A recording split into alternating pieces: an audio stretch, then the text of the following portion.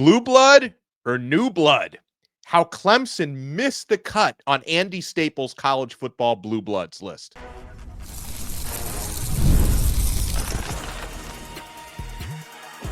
You are Locked On ACC, your daily podcast on the Atlantic Coast Conference. Part of the Locked On Podcast Network, your team every day.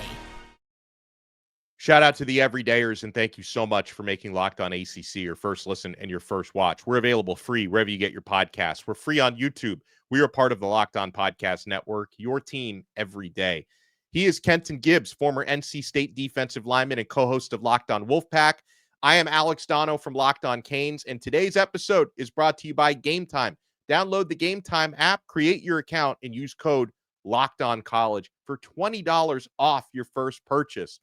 On this loaded episode, CBS has predicted the first loss for every team in the ACC. Some of your seasons might be over before they even started, apparently. We'll talk about the AP poll, which came out today here on Monday, which it actually looks shockingly similar to the coaches poll, but there is a minor difference with Clemson. But, Kenton, do you think this is the lead here? Andy Staples, who does a tremendous job at on3sports.com. He's, I think, one of the better national college football voices out there. He has put out, and we'll talk about how he defines this, but he put out his list of college football blue bloods. On this list, KG, you've got Alabama. It's a no-brainer. You got Florida State. That's your first ACC representative. You got Georgia. You got LSU. Michigan, Oklahoma, Miami makes the cut. More on that in a minute. Notre Dame, Tennessee, Ohio State, Texas Longhorns, and USC. And the schools who just missed the cut, Auburn, Clemson, Florida, Nebraska, and Penn State. So, Kent, does Clemson have a legitimate gripe in being left off this list, or the fact that they haven't been truly a national powerhouse until last decade and a half? Does that disqualify them from the blue blood conversation? Well, I want to know, how is it fair that Clemson is out, but so is Nebraska? I'm confused by this, because if you're looking back at the history of it, Nebraska had some of the greatest football teams ever assembled. Yeah. And I know everybody in today's day and age is saying, oh, well, if you tried to run that veer offense, if you tried to run that option foolishness against these defenses, they destroy it. Let me let you all in on the secret, okay? The greatest offensive system of all time, I'm going to let you in on it. And it's also the greatest defensive system of all time, Donno. A lot of people don't know this. The same offense and defense. And I know what you're thinking. How does that exist? Offense and defense don't run the same schemes. The best scheme is the one where you have all the best players. That's the best scheme. Okay? If you have the best players, it doesn't matter what scheme you run, they will figure out, oh, we're bigger, stronger, and faster than those guys. I think we'll do it a little bit better. I think we'll get to the end zone a little bit better. So I look at Nebraska not being on it, and I say, okay, they haven't had success in recent history. I'm fine with that. I'm completely fine with that. But then you leave Clemson off, and they've had recent success in history to a degree which none of these teams on this list except Alabama and Georgia can claim. That's it. Right. That's it. In the last 15 years, and how far back are we going to claim blue blood status? Because the criteria, or I'm sorry, I'll save the criteria for you to list here, but the criteria are for the most part met by Clemson, and the only ones that they don't, it's a little herky-jerky to say that counts against them all time. It's just a really unfortunate situation that they're not viewed as a blue blood, because, again, if we're talking historical relevance, then Nebraska needs to be in. And if we're talking historical relevance with who's doing it now, people forget Clemson's first national championship was in 81. 81. Right. That was when their first one was. How old were you in 81, Donno? I was -3. And how dare you think I was already born in 1981? How dare you? I'm sorry, Donno. You got a house now. You're in your second house. Us millennials, we can't relate to being on our first one yet. But you get the point. This is absolutely astounding that you leave off Clemson, because, again, They are dominating, and they have a championship that goes back further than when you were born, and you are about house number 2 and trip to Italy number 12. I think that it's fair to say that they belong in there. And I think that they belong in there. Now, Andy, and this is not going to stop people from yelling at Andy Staples. I see it happening on social media. Absolutely. People are loudly yelling at him. Clemson fans, a lot of Florida fans, a lot of Penn State fans are very upset. He doesn't consider them blue bloods. Now, he was able to create some plausible deniability here by pointing out this is not strictly based on his opinion. And in fact, Andy Staples is a Gator guy. So if it was strictly based on his opinion, he would have found a way to put Florida in. So he created a formula, Kenton. Now, him creating a bit of a mathematical formula doesn't mean we have to agree with it the way he defines a blue blood. But here's his criteria. Top 15 in program win percentage, minimum 750 games. So you have to be top 15 in win percentage. And the other criteria, at least one national title in 2 of 3 eras. AP or coaches poll in the 2 eras, winner of the final game in the college football playoff or college football playoff era. So obviously not all the programs have each of those criteria, but you have to have at least 2 out of the 3, and you have to be top 15 in win percentage. So, I mean, Andy basically can step back and say, don't yell at me. This is my formula. These are the teams that made it, and these are the ones who didn't. And here's the thing. This is why when you have these conversations, when you have these opinionated things, it is oftentimes much more art than science. Because when you break it down to only science, do you know where both Clemson and Florida rank in terms of all-time winning percentage? I don't. 20 and 21. Ooh. Clemson has a championship in the poll era. They have, or was that before the poll era? Was 81 before? I think they've but in 81, I'm not sure. Either way, they have a championship in 2 eras. Found out. They have a championship in 2 eras. They have a championship in 2 eras, but they are slightly outside of that window for, they don't have a national championship for this regard. So, they can't get in here. It's unfortunate to see that. And then the other thing that I find quite interesting, if it's top 15 of all time, why is LSU on this list? LSU's winning percentage is not top 15 all time. They're number 16, right behind Kennesaw State. Well, Kennesaw State, known blue blood. Exactly, but you get the point. And even if you're saying, we're only taking 750 FBS games, that's fine. I'm not against that. Whatever. My whole thing here is when you relegate things to such strict science, you leave out the art portion of it, where you say, you know what? The science says this, but the art tells me the science does not make sense here. Yeah. All right. So, do you have arguments against either? Do you have any against either of the 2 ACC teams who made it? Obviously, Florida State has a somewhat recent national championship in addition to a great history. They won the title in 2013, won titles in the 80s and 90s. I don't think there's any argument that Florida State is in and should be in. What about Miami? I'm ready to argue with you if you want to. Here's the thing, Donno. Put your arguing glasses down, old man. Okay. Put them down. Right. Put them down. And take them off, because I don't think there's an argument for either one of these teams to not be blue bloods. You cannot write the story of college football. To me, that is the essence of a blue blood. If I cannot write the story of college football without talking about your team, if I had to pick 5 or 6 random years, just a random 5 to 6 year sampling of, hey, this is what was going on in college football, what is the likelihood that I snatch your team up and they have something important to say in this? And I'll tell you what, as much as this may pain them to hear, Florida State fans, your 2-10 season further solidified your blue blood status. It further solidified it. You know why? Why? No other team could have that much hype in that disastrous of a season. And that's not a joke. Yeah. That's not me being facetious. You literally cannot write the story of the ACC without saying this team that was picked to finish a champion only got 1 conference win. Mm. That type of stuff, I know people hate making bad history. I'm a Lions fan. I was there for 0-16. I know people hate making bad history, but bad history is still what, Donno? History. It's still history.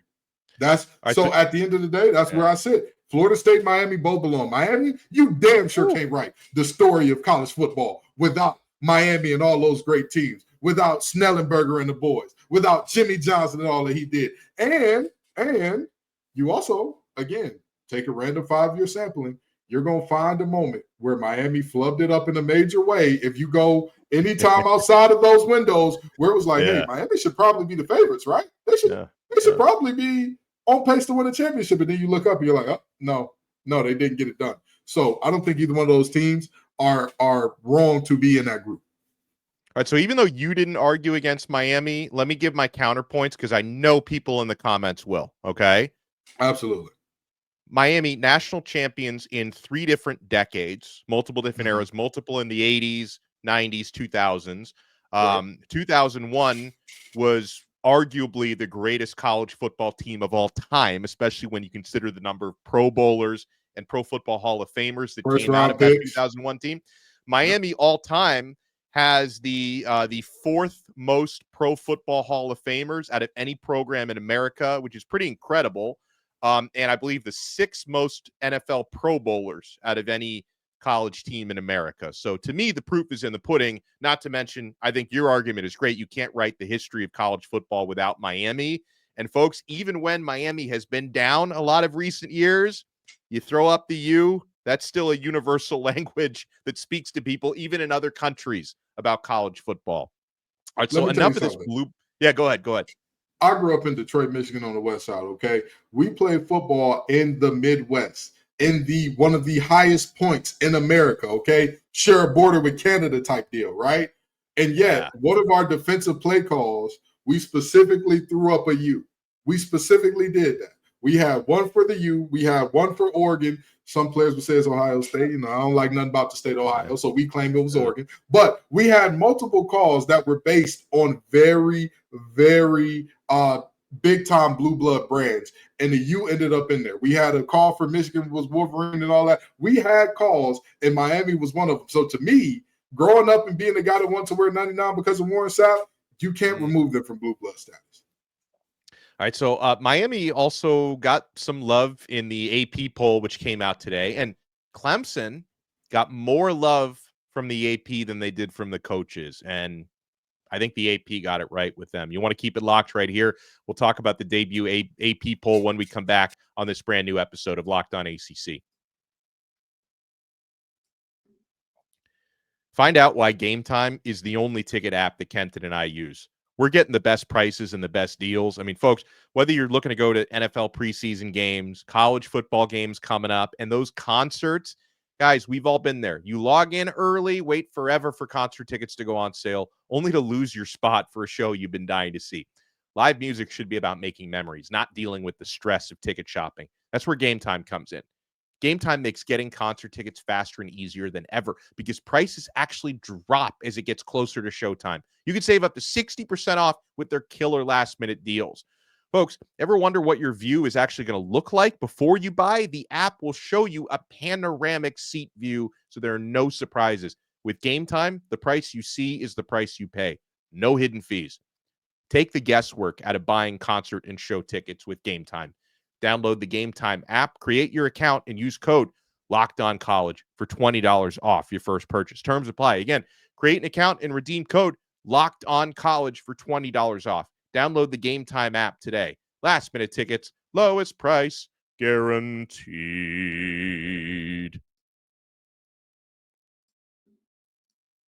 Thank you for making Locked On ACC your first listen. For your next listen, check out our other shows. Kenton Gibbs and Grayson Boone do an awesome job hosting Locked On Wolfpack, talking everything NC State. I host Locked On Canes, talking all things Miami. All right, so KG, let's take a look-see at the debut AP Top 25, which Miami and SMU are unchanged compared to the coaches poll. Miami at number 10, so they cracked the top 10 in both polls. SMU 16 in both polls. But here's the difference from an ACC point of view. AP voters like Clemson a little bit more than the coaches poll does, having Clemson at number 4, where the coaches poll had Clemson or has Clemson at number 6 behind 5 Notre Dame and 4 Georgia, where here the top 5 is Texas, Penn State over Ohio State. We got to circle back to that. Then Clemson at number 4, Georgia at number 5. Kenton, honestly, I think on paper, Clemson Tigers are a top 5 team. So I think the AP voters got it right. I don't see how you could put Clemson outside the top 5. And I'm being very serious about that. Who would you say belongs in the top 5 over them, and based on what? If we're based on what we've seen, if we're basing this on what we've seen in the past, Clemson has more returning production than anybody. If you're basing it on the quarterback position, Clemson has a guy that's number 3 in Heisman odds. If you're basing it on, well, the things that travel, run game and defense, sure, Clemson does not have a proven run game. Absolutely. Defense, you're going to tell me Peter Wood and TJ Parker and Wade Wooders and Sammy Brown and Avion Terrell ain't proven? You're going to tell me that group ain't proven? You're going to tell me help from Purdue ain't proven? Let me tell you something. That one, he looked like the only young man on the Boilermakers last year that was not an accountant or a future get-ready-to-learn enterprise rental car guy. And you mean to tell me that team is going to be one that I don't look at and say, I would just say, what's your rationale? What's your rationale? Because anytime you have to put somebody over somebody else, explain the rationale to me, and if it makes sense, I can hear you out. But again, the team that's returned the most production, with one of the top quarterbacks in the nation, with one of the best defenses in the nation, it's hard for you to sell me on, hey, that defense, that team is not one of the best 5. When, again, no team is perfect. Nobody's bringing the 85 Bears out there this year. And even the 85 Bears could not throw the ball very well, but it was a different time back then, right? So, I look at this and I say, what can you ask of Clemson that you could not say, that you could say they can't do this, but every other team can do that in spades and they can do all the things Clemson? I struggle to find it. Something that actually bodes well for Clemson, Penn State inside that top 4 compared to a lot of the teams in the top 7, 8 is experience at the quarterback position. I mean, I know you and I are not all that high on Drew Aller, but they have stability and continuity there at Penn State. Clemson has stability and continuity with Cade Klubnik, whereas Texas, they got a quarterback with Manning as his last name, uber talented, but we haven't seen Arch do it for a full season or anywhere close to a full season. Ohio State, we haven't seen Julian Sayin do it. I know that they're very high there in Georgia on their new quarterback. I don't know why his name is escaping me. I talk about him all the time. Gunnar Stockton. They're very high on Gunnar. So he's not done it for more than a couple of games, right? I mean, we're not even sure who Notre Dame's quarterback. Notre Dame should be an awesome football team this year. We're not even sure who their quarterback is going to be at this point between Minchie and CJ Carr. So at least like that to me, advantage for teams like Clemson and Penn State, that exactly what you're getting from the most important position in football. For a lot of these other teams, you don't. Exactly. And even if you go throughout the entire top 10, the only teams that are returning their quarterbacks are Penn State, Clemson, LSU, and that's it. That's it. Everybody else, brand new quarterbacks. Longhorns, brand new quarterback. Buckeyes, brand new quarterback. Bulldogs, brand new quarterback. Even if you want to say, well, some of those guys have played reps with the ones, sure. But by and large, have you been responsible for an entire season? When teams are game planning against you and what you like to throw in week 9, have you seen that?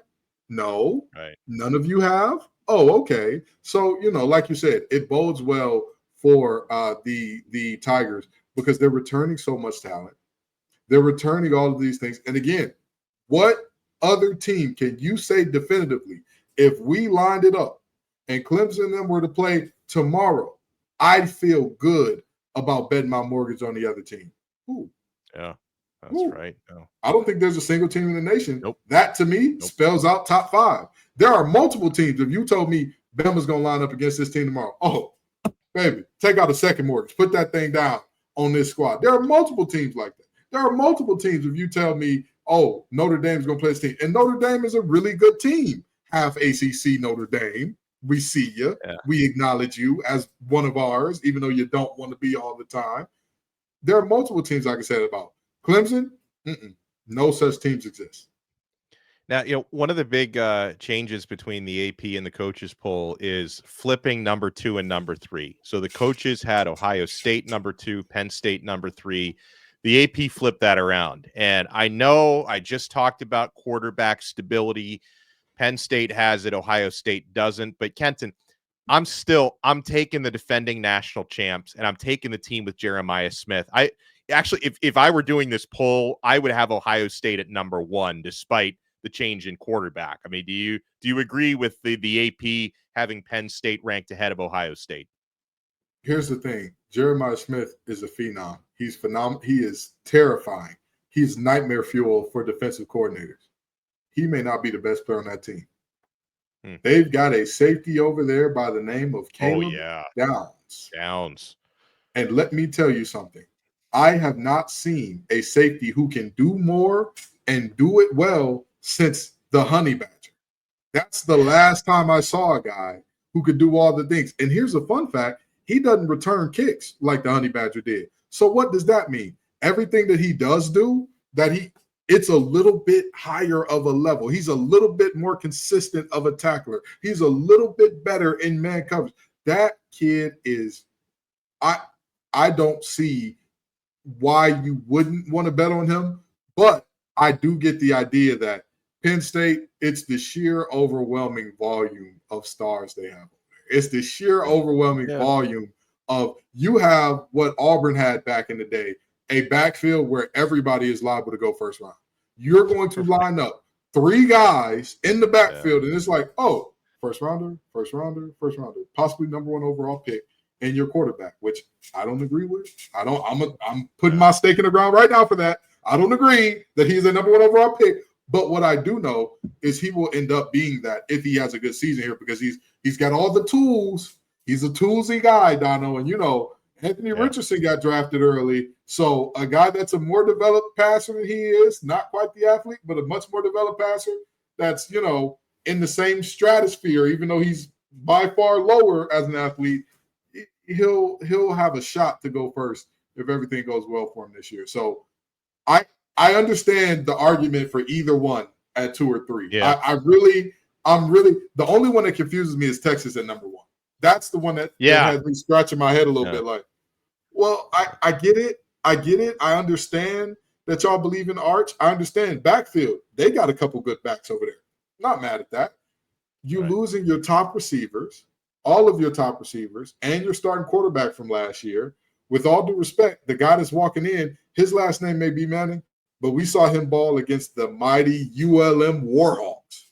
Woo-wee!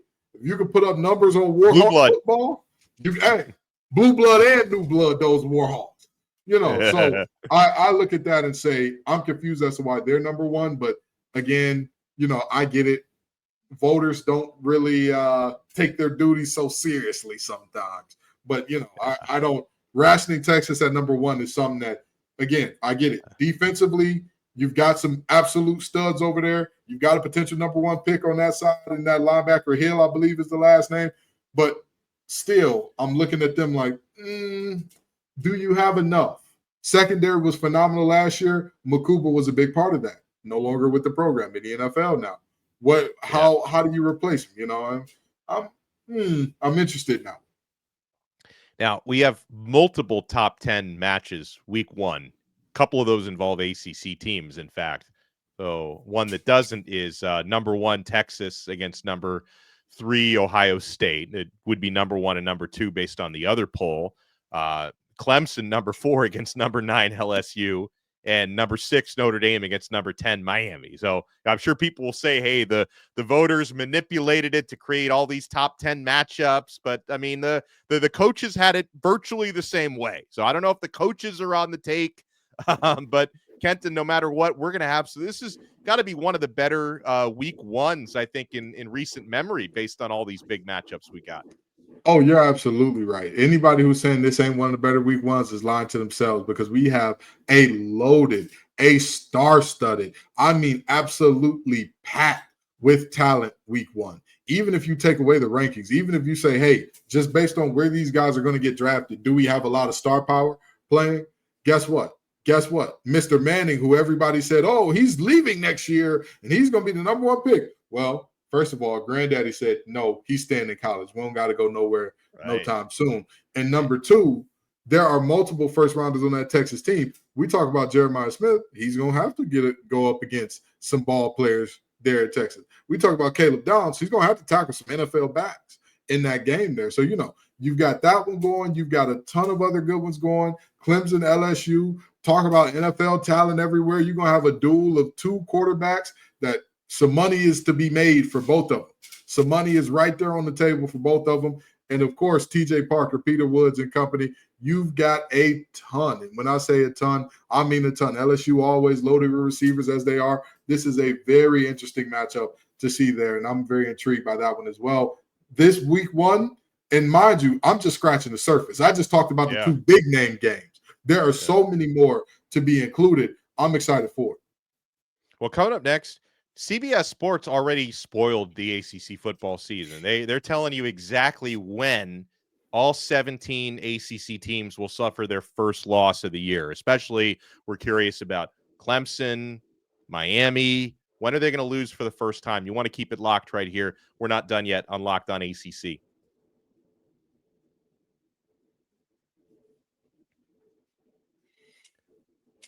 By the way, for your next listen, make sure you check out the portal. Our good friend Brian Smith does an incredible job breaking down the transfer portal, NIL, and all the storylines that come with that, and recruiting, which is always busy this time of year. So make sure you check out the portal. It's part of the Locked On family, and it's available free wherever you get your podcasts and free on YouTube. All right, so Kenton, would you like to know, according to CBS Sports, this is a cool story that they put out. Would you like to know when Miami is going to lose for the first time this season? I'm going to guess they said it's to Notre Dame, but yeah, we're not going to have to wait very long, apparently. Well, I'll tell you this much. This is why you play the games, right? I mean, you're looking at two teams that have virtual, I would say, complete opposite problems in terms of what you're looking at with, hey, Notre Dame is a team. Everywhere is set except your quarterback position. You don't know who the guy is going to be. And the passing game last year, very wonky, very out of whack and all that good stuff. Miami, on the other hand, is paying a guy $4 million who's a national champion.